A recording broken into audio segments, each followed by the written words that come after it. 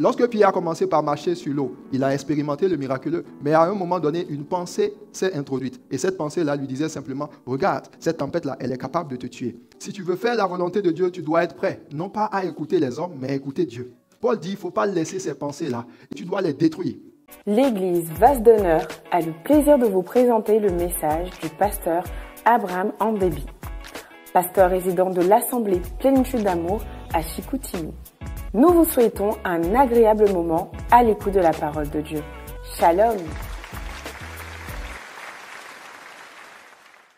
Alors ce matin, donc ça c'était juste l'introduction. Donc on va toucher le point du jour. Dis avec moi l'assurance. Je dois développer mon assurance. Donc une personne qui ne développe pas l'assurance, c'est cette personne-là qui est effrayée. Voilà, Dieu est grand, Dieu est puissant, Dieu est capable d'agir, mais elle doute, elle n'est pas dans le repos, elle n'est pas dans la tranquillité. Le manque d'assurance fait en sorte que les gens vont chercher souvent des moyens additionnels pour aider Dieu. Donc le manque d'assurance crée beaucoup de l'instabilité. Ça mène les gens à dire oui, Dieu est grand, mais quand vous entendez des mais arriver, ça c'est quelqu'un qui manque d'assurance. Dis à ton voisin, il faut que les mais quittent ta vie au nom de Jésus. Alors allons dans le livre de Ésaïe chapitre 26. Déjà la Bible nous dit, à celui qui est ferme dans ses sentiments, tu assures la paix parce qu'il se confie en toi. Alléluia. Donc, il dit, pour que tu puisses recevoir les choses de Dieu, il faut que tu sois ferme dans tes sentiments. La fermeté dans les sentiments, donc les sentiments, c'est les émotions. Amen. Il faut que tu sois dans la paix, dans le calme. C'est la sérénité qui accompagne ton attente. La sérénité te donne déjà, quand tu es dans la sérénité, tu pourras facilement entendre la voix de Dieu. C'est l'une des choses que la sérénité, le calme apporte. Ça te donne d'entendre la voix de Dieu, les directives de Dieu. Et l'assurance, la paix te donne également de développer la force dans l'attente. Dis avec moi, je dois développer la force dans l'attente. Une personne qui n'est pas dans l'assurance va faire comme Abraham. La Bible dit, sa femme Sarah est allée lui proposer Agar. Donc, Abraham n'a pas perdu la foi, son espérance. Il s'attendait toujours à Dieu, mais il est allé choisir un chemin court, plus ou moins un raccourci, parce qu'il a manqué d'assurance. Allons dans le livre de Ésaïe, chapitre 30, verset 15, qui nous dit ceci. « Car ainsi a parlé le Seigneur, l'Éternel, le Saint d'Israël. C'est dans la tranquillité. » Dis avec moi, c'est dans la tranquillité. Et le repos que sera votre, pas dans l'agitation. Amen. Il dit, c'est dans la tranquillité, dans le calme que sera votre salut. Et c'est dans le calme et la confiance que sera votre force. Alléluia. Amen, amen. Reçois une assurance, une plus grande assurance dans le nom de Jésus. Donc l'assurance, ça va venir d'une certaine façon booster ton espérance, ça va booster ton rêve. Une personne qui manque d'assurance, c'est une personne qui est agitée, les circonstances viennent à lui et puis elle est déboussolée. Les gens qui manquent beaucoup d'assurance vont être souvent là en train de se culpabiliser, de pleurer, et puis tu gémis sous les problèmes. Au lieu d'être en train de parler à la montagne, c'est toi qui contemples la montagne et puis tu regardes comment la montagne est grande. Pendant tout ce temps, Dieu est avec toi. Alléluia. Et pour te donner un exemple, pour que tu puisses mieux comprendre comment l'assurance fonctionne, est-ce que tu vois les policiers du Québec? Voilà. Est-ce que tu penses que c'est des gens qui sont agités? Quand tu vois le policier, il te dit de t'arrêter. Est-ce que tu sens que c'est une personne qui manque de confiance en lui-même? Non. Ils sont tranquilles. Donc quand il te dit ça, toi-même déjà, tu trembles déjà, tu as la sueur. Et quand tu parques, il vient comme ça, bien habillé. Et puis il dit, Madame, permis de conduire. Et puis là, tu commences par dire, est-ce que ma plaque, j'ai renouvelé l'immatriculation? Voilà. Et ils sont sereins. Pourquoi? Parce qu'ils ont une grande assurance. Une personne qui manque d'assurance, c'est une personne qui, d'une certaine façon, n'est pas sûre que ce qu'il veut arrive à lui. Mais pourquoi est-ce que ces gens sont comme ça? Parce qu'ils savent qui les a envoyés. Alléluia. Ils savent que si tu n'es pas conforme, ils vont te coller une amende. Et puis, chaque fois que tu vas penser à l'amende là, voilà, tu vas dire, hey, je ne veux plus rencontrer ces gens-là. Amen, amen. Donc, devant les problèmes, toi-même, les problèmes doivent dire, ah, quand je vais dans la vie de ce frère, de cette soeur-là, moi-même, je suis ridiculisé. Moi-même, je suis ridiculisé. Imaginez un policier qui, tu roules, tu viens comme ça, et puis, il vient devant toi, il veut te faire arrêter, et puis, il va en arrière. Tu vas dire, ah, ça, c'est quel policier, ça? Est-ce que tu vas t'arrêter? Tu vas dire, non, c'est sûr que c'est quelqu'un qui allait voler un habit de policier. Parce que là où il a l'autorité pour te faire arrêter, lui-même, il doute. Ça veut dire qu'il n'a pas confiance, qu'il a le pouvoir de t'arrêter. Donc, ce qui empêche beaucoup de personnes de pouvoir déplacer certaines montagnes, les montagnes te regardent et tu fuis. Et les montagnes arrivent, tu dis, ah, montagne, oh montagne, que tu es terrible. Amen, amen.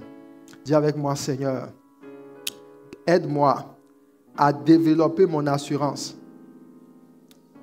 dans l'attente et devant n'importe quel problème. Dans le nom de Jésus. Alors, comment développer l'assurance? On a environ 3 à 4 points pour développer notre assurance. Le premier point, c'est que tu dois apprendre simplement à contempler Dieu, la grandeur de Dieu. Alléluia. Donc, les personnes qui sont remplies d'assurance, ce sont des personnes qui développent leur regard et ils amènent leur regard à voir Dieu véritablement tel qu'il est. L'assurance des policiers leur vient simplement de leur connaissance et de leur compréhension de la puissance de l'État qui les envoie. Donc, il sait que s'il te donne un ticket et que tu ne le paies pas, on va te coller un autre ticket qui va te rappeler de bons souvenirs. Alléluia. Ils savent qu'ils ont été mandatés. Beaucoup de chrétiens, quand ils regardent Dieu, ils ne voient pas la puissance de Dieu. Alléluia. Ils ne voient pas la puissance de Dieu. Donc, quand tu regardes Dieu, qu'est-ce que Dieu est pour toi? Est-ce que tu vois Dieu comme une personne qui a besoin d'aide pour accomplir ses promesses? Tu dois contempler Dieu. Regardez David devant Goliath. Le peuple d'Israël était là, ils étaient effrayés. Et Goliath terrorisait le peuple. Tout le temps, il venait. Bam, bam. Et tous les hommes de guerre, ils fuyaient devant Goliath. Et quand David arrive, il dit, Goliath, qui es-tu? Il dit, qui est cet incirconcis devant l'Éternel, devant le Dieu d'Israël? Alléluia. Tellement David regardait la grandeur de Dieu qu'il a dit, Goliath, non seulement tu es minuscule, je ne vais pas chercher une épée pour te tuer. Il dit, je te vois comme un oiseau. Oui, parce qu'il est allé chercher des pierres. On ne tue pas un géant avec des pierres. C'est des oiseaux, on finit avec des pierres. Il est allé chercher une fronde. Et la Bible dit, il dit, je vais couper ta tête aujourd'hui. Il n'a même pas d'épée. Et il avait déjà prédestiné Goliath à l'échec total. Lorsque tu vois les circonstances venues devant toi, est-ce que tu prends plus le temps à contempler la grandeur de tes problèmes ou à contempler la grandeur de ton Dieu? Tu dois le faire. Tu dois regarder Dieu. Et même des fois, dans le naturel, on le voit. Quand j'étais un peu plus au collège, comment est-ce que... Parce que des fois, tu vas dans des environnements et puis ceux qu'on rencontre là, c'est des gens qu'il ne faut pas croiser à n'importe quelle heure. Voilà, vous savez, il y en a qui aiment se faire la réputation d'être les dangereux. Quand tu arrives, c'est eux qui sont forts. Puis ils arrivent là, ils terrorisent tout le monde. Donc, dans ces environnements-là, si tu veux être une personne qui survit, il faut que tu aies quelque chose avec toi. Donc, qu'est-ce que j'ai fait? Je suis allé m'inscrire au judo. Voilà. Puis je suis allé presque à la ceinture noire. Amen. Donc, quand j'ai vu que mes compétences en judo devenaient de plus en plus dangereuses, donc quand tu marches, tu arrives, et tu dis, ah, c'est le maître judo qui est là. Hein. Tout le monde est comme ça. Voilà. Donc, puisque j'étais à ce moment même, à des moments donnés, à ce moment, je pense, à cette période même, je n'avais même pas encore donné ma vie à Jésus. C'est le collégial, etc. Des fois, on va dans les concerts du monde. Vous savez, les concerts où il y a le meilleur rappeur du temps qui est là. Et puis, tout le monde vient. Ah, tel rappeur est venu. Donc, on achète les tickets et on s'en va. Donc, il y a certains de mes amis, ils savent qu'à une certaine heure, c'est dangereux. Parce que ceux que vous allez rencontrer là, ils vont vous raqueter tout ce que vous avez. Donc, qu'est-ce qu'ils faisaient? Et en ce moment, voilà, maintenant, le jeûne, ça fait partie de tous les muscles. Voilà. Quand Jésus te saisit, alléluia. Donc, à cette période-là, mon épouse m'a connu, j'étais très musclé. Voilà. Yes, elle aimait ça. Amen. Donc, j'allais, et puis je faisais puis j'étais bien musclé. Donc, mes amis, qu'est-ce qu'ils faisaient? Quand ils veulent aller, ils disent, il faut qu'on... Ils veulent toujours que je vienne avec eux. Pour eux, c'est l'assurance. Voilà, quand je marche avec eux, à n'importe quelle heure, ils savent que même si le concert finit à 3 heures, il n'y a pas de problème. Voilà, parce que j'étais très bon. Hein. J'allais au championnat. J'avais souvent la médaille d'or. C'était dangereux au judo. Ça me rappelle de bons moments. Mais est-ce que tu sais que Jésus est plus bon, est plus que le meilleur judoka au monde? Voilà. Donc toi, quand tu racontes, c'est ce que David a fait. Il dit, ce Goliath-là, il paraît géant pour tout le monde. Mais quand moi je suis avec Dieu, tu n'es rien. Tu es un petit oiseau. Je vais finir avec toi aujourd'hui. Et il a fini véritablement parce que le Dieu qui était avec lui est plus que tous les géants qu'il y a dans ce monde. Donc chaque fois que tu trembles, c'est parce que tu contemples et tu penses que la situation est plus grande que Dieu. Dieu te dit, en qui as-tu mis ta foi? Est-ce que chaque fois que tu vas voir le problème et tu ne vas pas voir la grandeur de Dieu par rapport à ce problème, ça va te faire douter. Tu vas manquer d'assurance. Amen. Voilà, si moi, un simple humain, les gens pouvaient mettre leur assurance à mon petit judo, à combien plus forte raison, toi tu peux mettre ton assurance en Jésus, qui est ceinture noire, toutes catégories confondues. Je te vois être rempli d'assurance dans le nom de Jésus. Donc ça passe par la contemplation, ça passe par l'adoration. Et la révélation que Dieu va te donner de sa puissance va te galvaniser, ça va te donner l'assurance. Même dans l'attente, tu es sûr que la chose que tu as demandée viendra, parce que Dieu est avec toi. Amen. Et c'est la même chose si tu te retrouves à avoir ton père. Supposons qu'il est l'homme le plus riche du monde. Est-ce que tu vas avoir du mal à t'attendre à ce que 10 000 $ viennent dans ton compte? Est-ce que tu sais que tu ne reçois pas les transferts surnaturels parce que tu penses que Dieu a du mal à faire ça? Alléluia. Est-ce que 10 000 $ est plus grand que Dieu? Non, il n'a pas de problème à faire venir l'argent dans ton compte. Mais tu n'y penses même pas parce que tu te dis, est-ce que ça peut venir? Dieu ne t'a pas demandé de savoir si ça peut venir. Il a dit juste d'attendre ça. Attends, est-ce que c'est un problème? Dis à ton voisin, est-ce que c'est un problème? De juste attendre? Non, ce n'est pas un problème. C'est toi qui ne développes pas ton assurance. Tu ne vois pas encore la grandeur de Dieu. Alléluia. Donc, pour développer l'assurance, tu dois développer ta contemplation de Dieu. Et le deuxième élément pour bâtir ton assurance, c'est que tu dois développer ta connaissance des choses que Dieu a dites. Amen. Plus tu veux être dans l'assurance, tu ne dois pas être incertain par rapport à la parole de Dieu. Une personne, par exemple, qui est stérile et qui s'attend à avoir un enfant, en allant dans les Écritures, en voyant que la stérile enfantera 7 fois, elle sait que Dieu a dit, elle peut développer une assurance par rapport à cette parole. Alléluia. Donc le manque de révélation de la parole et des promesses de Dieu crée dans le cœur des gens beaucoup d'incertitudes, beaucoup de doutes. Et chaque fois que les adversités vont venir, tu abandonneras ou tu chercheras des voies autres. Alléluia. Allons dans le livre de... Merci Seigneur pour ta grâce. Amen.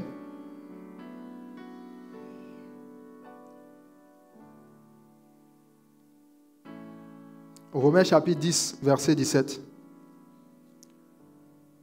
Dis avec moi, je développe une espérance ferme.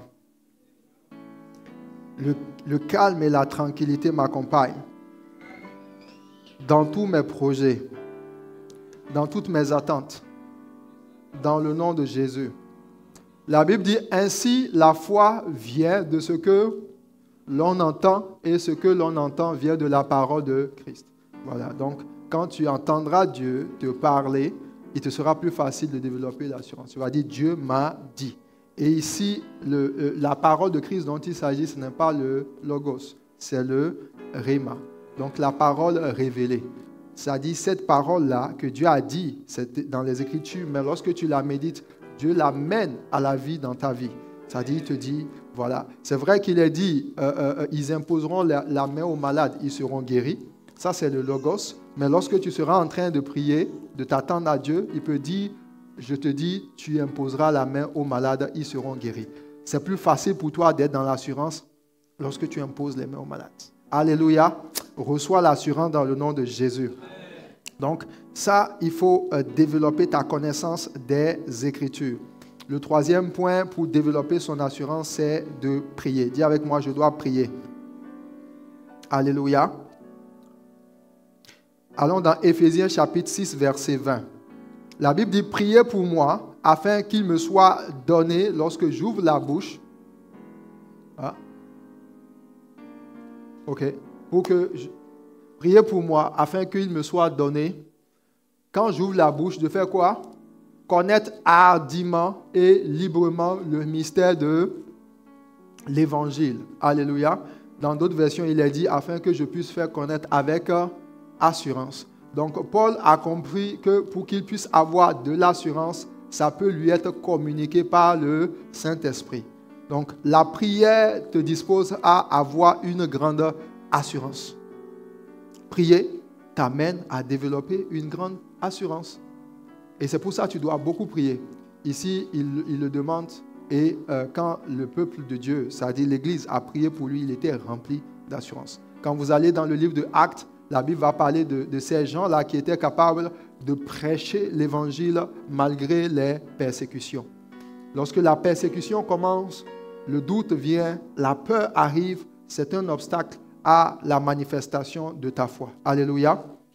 Beaucoup de personnes abandonnent sur le chemin de la foi chaque fois qu'il y a la peur.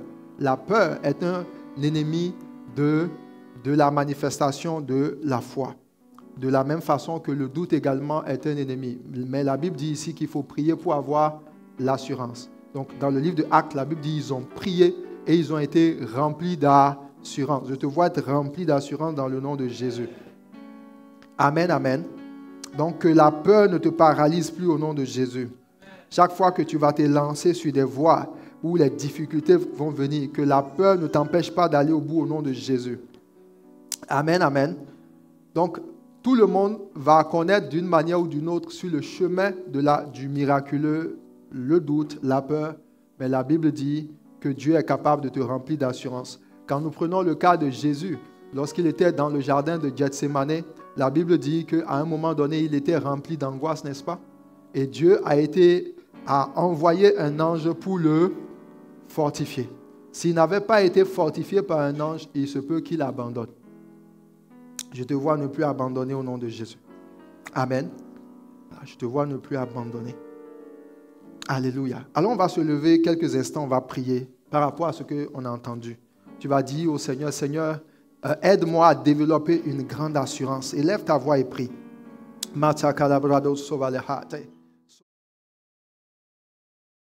vas dire, Saint-Esprit de Dieu, ne me laisse pas être comme Pierre qui se noie au milieu du miracle. Donne-moi d'être une personne de foi. Donne-moi d'être une personne qui va au bout. Les gens viendront parler à tes oreilles et t'amener en dehors de la destinée que Dieu a préparée pour toi. Mais parce que tu seras une personne de foi, tu pourras dire non. Dieu m'a montré telle chose. Dieu m'a dit d'aller de ce côté. Dieu m'a dit qu'il veut m'utiliser à cet endroit. Dieu m'a dit qu'il est en train de faire quelque chose avec moi. Abraham a espéré contre toute espérance. Est-ce que les choses étaient faciles au début? Non.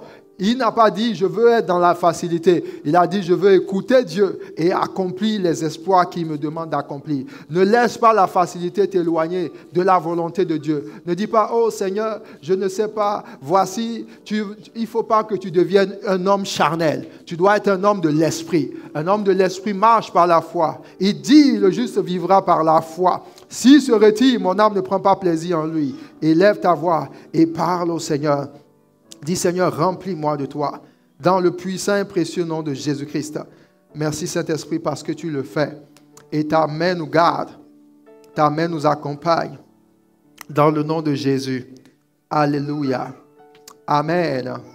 Alors, on peut se rasseoir quelques instants. Alors, on a cité combien de points? 3 points, n'est-ce pas? Donc, le premier, développer notre contemplation et voir Dieu, développer la manière dont nous voyons Dieu, Dieu au-dessus de tous les problèmes, toutes les situations, quel que soit le problème qui se présente à toi, ta capacité à voir Dieu plus grand que ça va t'aider à bien attendre le miracle. Deuxième élément, pour bâtir notre assurance, qu'est-ce qu'on a dit? Développer notre connaissance de ce que Dieu a dit, la parole de Dieu. Plus tu connais quelle est la volonté de Dieu, tu pourras demeurer ferme et patienter le temps qu'il faut. Alléluia. Troisième élément, il faut prier, demander l'assurance. Dis, Seigneur, remplis-moi de ton assurance et il fera partie la peur, la crainte, le doute. Le quatrième point, c'est d'aller progressivement. Alléluia. Donc, le déploiement de la foi et de l'assurance, c'est d'aller progressivement, pas à pas. C'est très important. La Bible dit dans le livre de Proverbes, chapitre 13, à partir du verset 11, la Bible dit, la richesse mal acquise diminue, mais celui qui amasse peu à peu l'augmente. Amen. Celui qui amasse peu à peu l'augmente. 1 Timothée chapitre 3, verset 13 dit, car ceux qui remplissent convenablement leur ministère s'acquièrent un rang honorable, une grande assurance dans la foi en Jésus-Christ. Dans Romains chapitre 12, verset 3 nous dit, par la grâce qui m'a été donnée, je dis à chacun de vous de n'avoir de lui-même une trop haute opinion, mais de revêtir des sentiments modestes selon la mesure de foi que Dieu a départie en chacun. Alléluia. Amen. Éphésiens 4, verset 7 dit, mais à chacun de nous, la grâce a été donnée selon la mesure du don de Christ. Alléluia.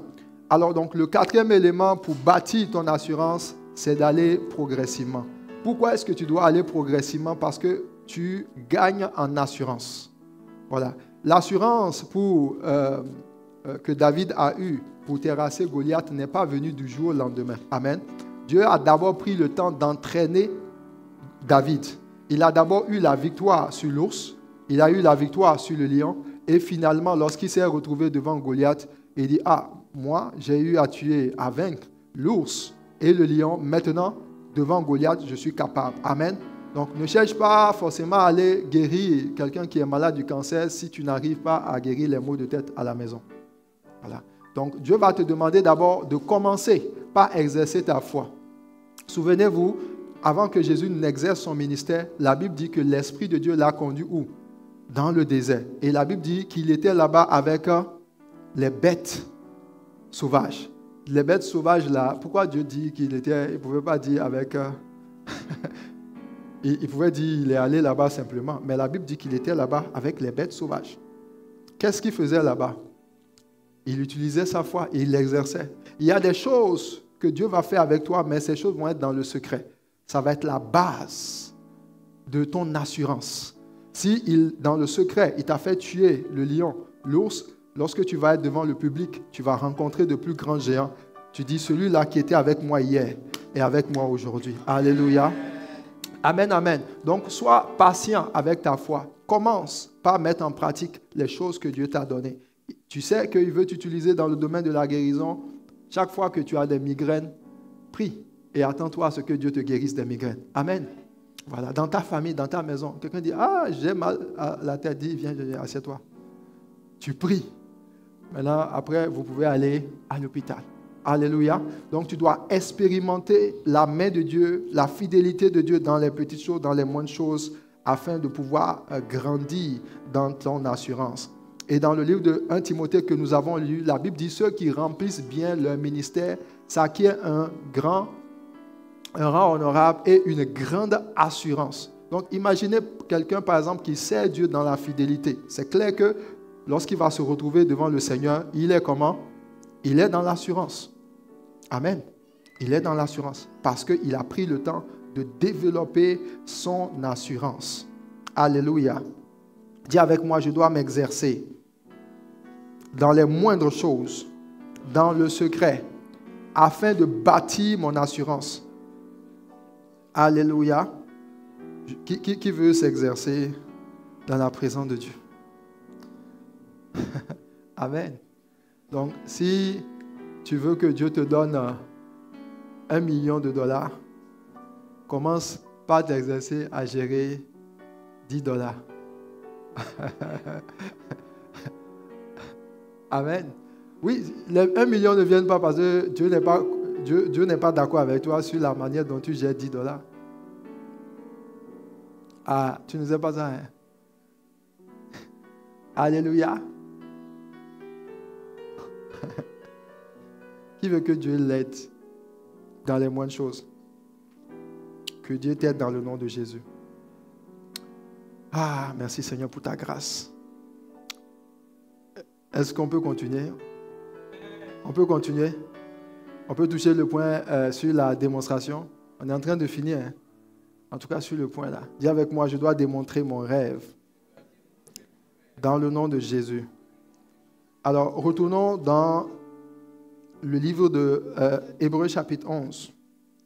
Donc la Bible dit, la foi est la ferme assurance des choses qu'on espère, une démonstration. Maintenant, dis avec moi, démonstration. Donc les 4 premiers éléments sont beaucoup dans notre cœur, dans nos pensées. Donc l'imagination, c'est dans ton cœur, c'est dans ta pensée. L'espérance, c'est le souhait, c'est dans ton cœur, c'est dans ta pensée.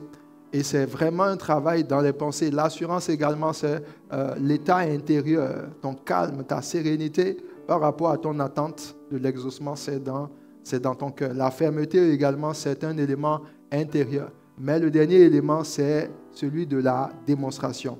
Alors, pour étudier la démonstration, on va voir environ 2 à 3 points. Mais on va prendre un passage qui va nous parler de la démonstration. Alléluia. Amen. Alors, allons dans le livre de Marc, chapitre 11. Et on va lire à partir du verset 24. Est-ce que tu es là? Lisons. On peut commencer même à partir du verset 23. Donnez-moi à partir du verset 23.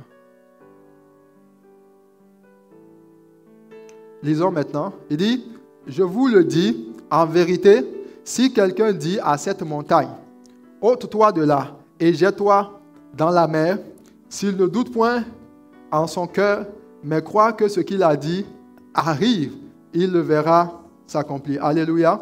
Donc, nous voyons ici, il dit, il va le voir s'accomplir. Donc, la promesse est là, elle est dans le futur. Donc, la promesse est futuriste, elle va arriver. Si tu ne doutes pas dans ton cœur, le fait de douter, c'est quoi? Manquer de sérénité, manquer de calme, vaciller dans ton attente. Donc, c'est les attaques par rapport à ton espérance, par rapport à ton rêve. Si tu ne cesses pas de rêver, si tu ne cesses pas d'espérer, tu n'es pas en train de douter. Et la Bible dit que tu vas voir l'objet de ton attente s'accomplir. Alléluia. Donne un bon amen à Jésus. Maintenant, il continue. Il dit ceci, il dit, il le verra s'accomplir. La suite, verset 24. C'est pourquoi je vous le dis, tout ce que vous demanderez en priant, croyez que vous l'avez. Ah, mais là, les choses changent. Il ne parle plus de vous allez le voir. Il dit, croyez que vous l'avez. Donc, ce n'est plus au futur, c'est maintenant au présent. Ça veut dire que la chose que tu as demandée commence déjà par croire que tu as déjà reçu la chose. Alléluia. Alors, si tu as reçu la chose, qu'est-ce qui doit changer? Il y a certaines choses qui doivent changer dans ta vie. La première chose qui va changer, si tu as reçu ce pourquoi tu as demandé à Dieu, tu dois faire quoi? Tu dois le manifester. Tu dois le démontrer. Amen. Donc, là, dans la pratique, comment est-ce qu'on voit cela? Dieu dit à Gédéon, je t'ai choisi pour délivrer mon peuple. Et vous voyez Gédéon, dans ses actes déjà, il se comportera déjà comme quelqu'un qui a la victoire. La Bible dit qu'il est allé dans la maison de son père, il a renversé les statuettes, les idoles que son père avait bâties. C'était la démonstration. Il n'avait pas encore été nommé juge, mais il marchait déjà comme un juge. Amen. Dieu dit, j'ai choisi de faire de toi un grand entrepreneur. Aucune entreprise à l'horizon. Et dans tes poches, il n'y a pas $1. Mais Dieu te dit, si tu crois que ce que je t'ai dit, ça va s'accomplir, il dit, si tu l'as reçu, tu dois commencer par te comporter comme tu l'avais déjà. Alléluia. Donc, qu'est-ce que ça va faire? Tu te lèves le matin, tu dis, c'est quoi l'agenda d'un homme d'affaires? Si tu te réveillais à 12 heures, tu te réveilles à 4 heures. Tu vas déjà apprendre la comptabilité. Comment gérer une entreprise. Donc, tu te comportes déjà comme si la chose était déjà à toi. C'est ça la phase de la démonstration. La démonstration te permet directement de rentrer en possession de ce que tu as vu dans l'esprit. Alléluia. Si tu ne rentres pas dans la phase active, c'est comme si tu es là, mais tu ne penses pas que Dieu l'a fait. Dieu va toujours te demander d'agir. Et c'est dans ça que se trouve la puissance de Dieu. La démonstration amène la puissance de Dieu à manifestation. Regardez Pierre, lorsqu'il voulait guérir cet impotent-là qui était au niveau de la porte qu'on appelait la Belle. Quand il arrive, il dit, ce que je n'ai ni or et argent, ce que j'ai, je te donne. La Bible dit qu'il a dit à cette personne-là de se lever. Mais est-ce que la personne a bougé? Non.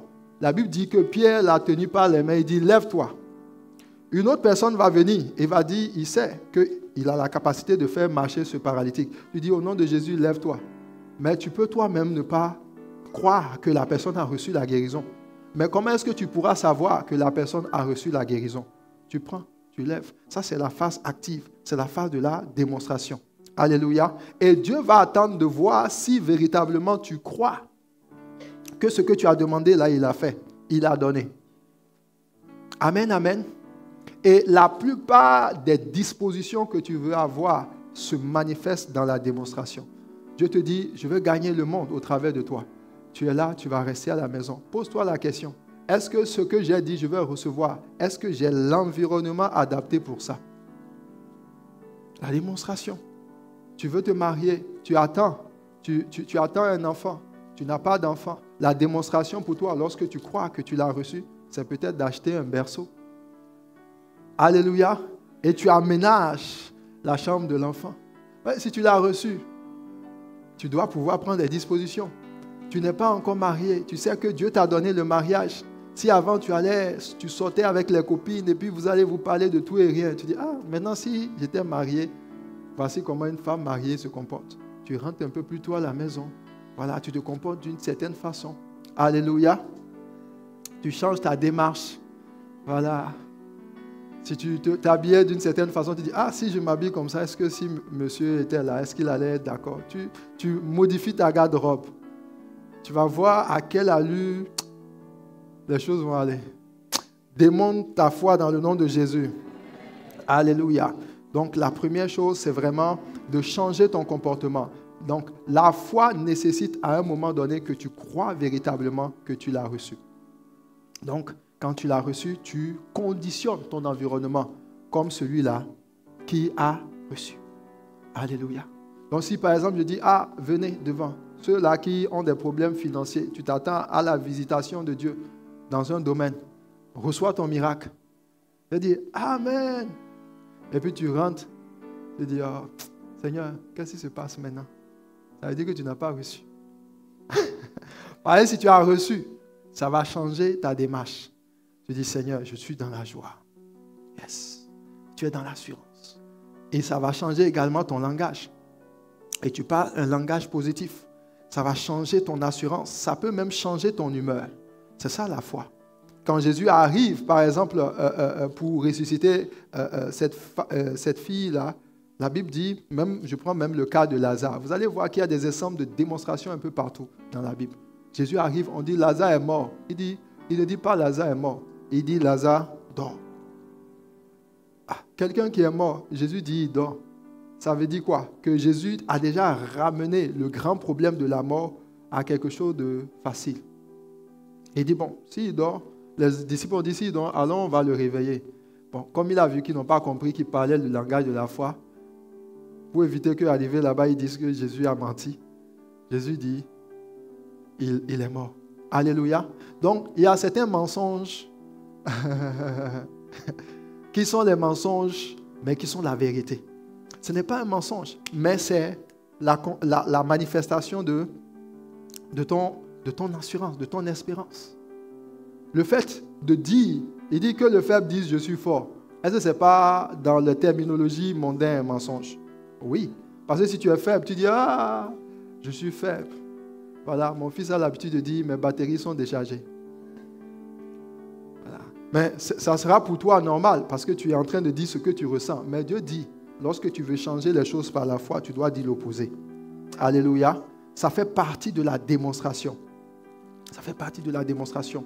Que le faible dise « je suis fort ». Que le pauvre dise, que celui qui est malade dise « Amen, Amen ». Que celui qui vit dans le péché dise « mais ne vis pas dans le péché au nom de Jésus ». Alléluia. Mais c'est juste pour te dire comment la démonstration fonctionne. Et c'est dans cette attitude-là que Dieu t'accorde l'opposé de ce que tu vis. Amen. Et les forces de ton esprit commencent déjà. Et à l'intérieur, maintenant, le Saint-Esprit commence par te donner les ressources. Il commence par te donner la vision. Il commence par te donner la force. Il commence par te donner les manières. Parce que tu as véritablement cru. Et il dit, il te sera fait selon ta foi. Amen, amen. Alléluia. Je me souviens d'un homme qui a rendu ce témoignage. Et ça marche, je vous assure tout. Il attendait un travail. Il demande à Dieu un travail. Donc, qu'est-ce qu'il fait? Le matin, quand il se réveille, il dit, bon, si j'avais le travail, qu'est-ce que je vais faire? Je vais me réveiller. Souvent, on commence le travail à 8 heures. Donc, il se réveille tôt, et il s'habille propre. Puis, il porte sa cravate, il se met en costume, et puis, il est là. On dit, ah, tu vas au travail aujourd'hui? Il dit, oui, je travaille. Et puis, il reste dans les habits de travail du matin au soir. Arrivé à 16 heures, il rentre dans la chambre, il enlève sa veste, il dépose. Il dit, ah, chérie, j'ai bien travaillé aujourd'hui. La femme le regardait et dit, hey, mon mari, on dirait que les choses ne vont pas bien. Mais il avait compris. Et il était en train de se préparer à travailler. Et pas plus tard que quelques temps plus tard, les gens l'ont appelé. Il dit, monsieur, on vous appelle pour un travail. Et il a commencé par travailler aux heures qui s'étaient fixées. Voilà. Peut-être que là où tu es maintenant, tu travailles tout le temps, peut-être les dimanches, les samedis, tu n'as pas envie de ça. Tu veux un bon travail. Commence par te comporter comme une personne qui fait cela. Alléluia.